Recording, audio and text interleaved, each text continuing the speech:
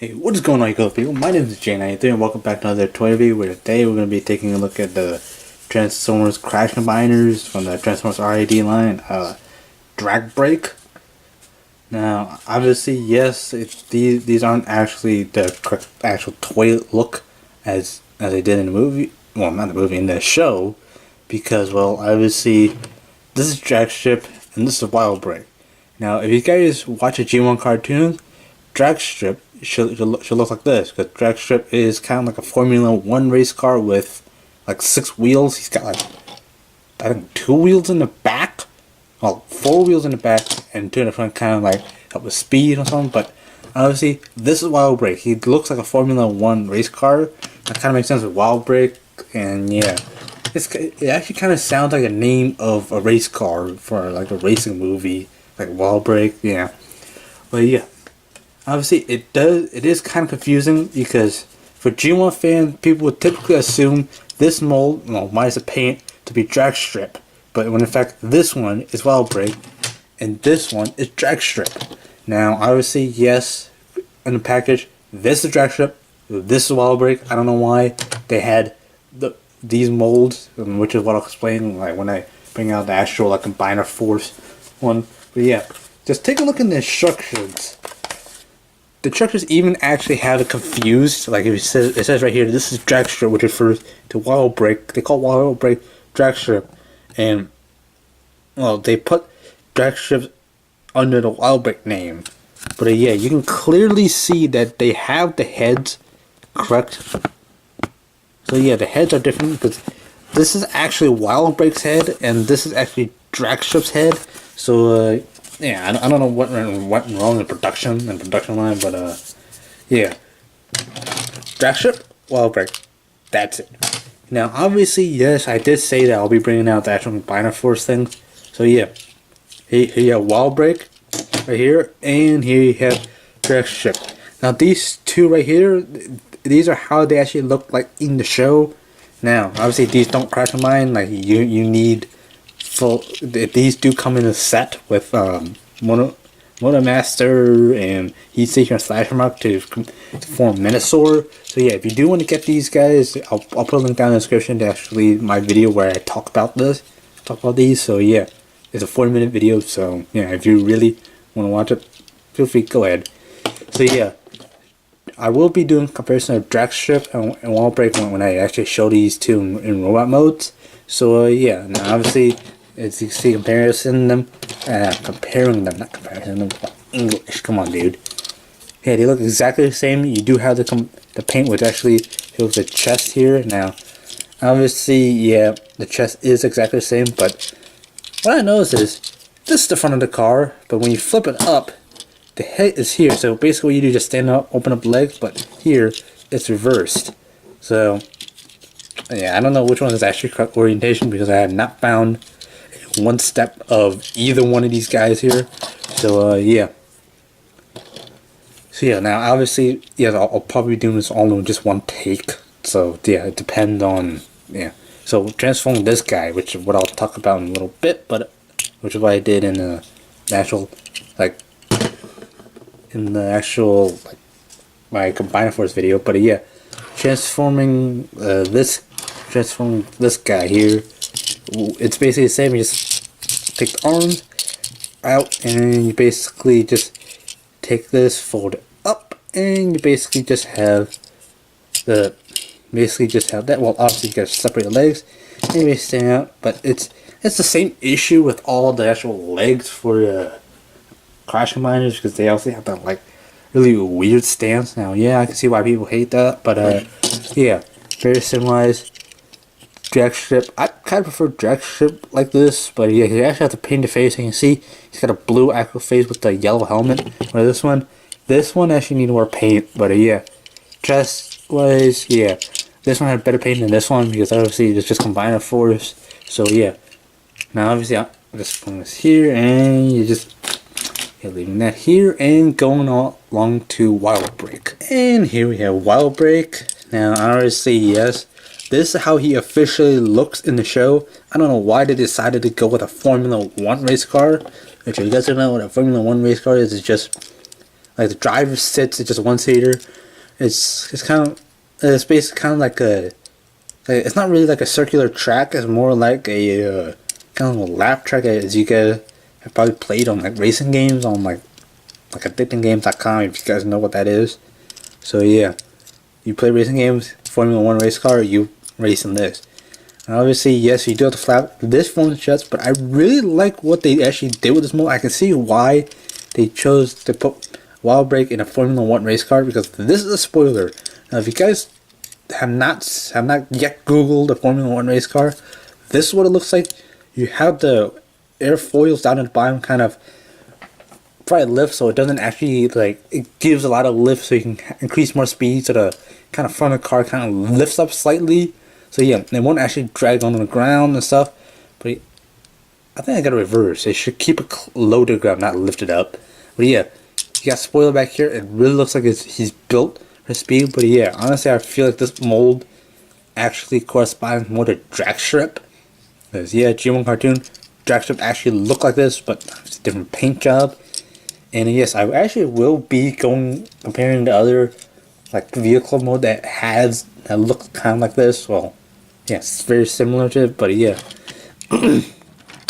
Wild Break is purple.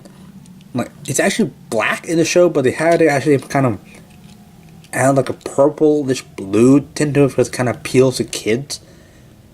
Now, obviously, yeah, I can see why, because people wouldn't want to get something that's black. No, I'm not talking about a voice actor being black, but the actual paint job being black. Man, obviously people didn't really want to get Barricade in the first like 3 of Michael Bay Transformers, so they actually lightened them up to be more of a police car blue. So yeah. So yeah, obviously transforming here, they just look the same now.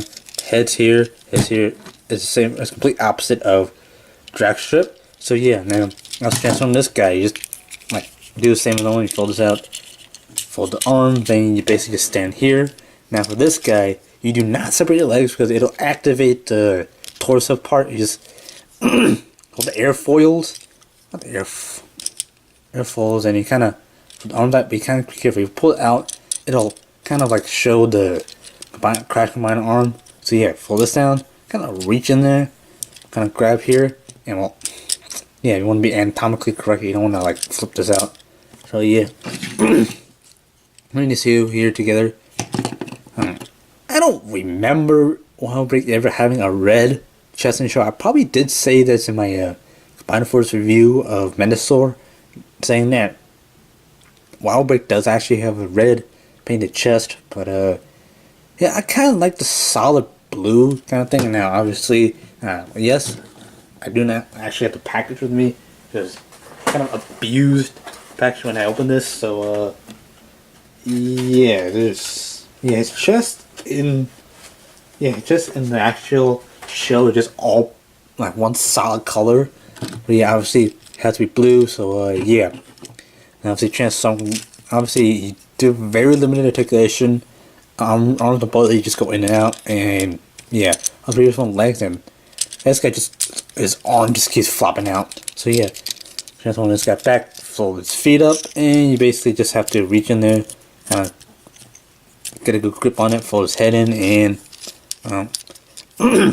hopefully this will work. Excuse me, my throat, but yeah, kind of fold this back and goes in, and you basically like that. Now, obviously, well, transforming drag strip back, just take him in, and you basically have to make sure the legs are closed when he's in. Now bring in the other vehicles that have a similar mold.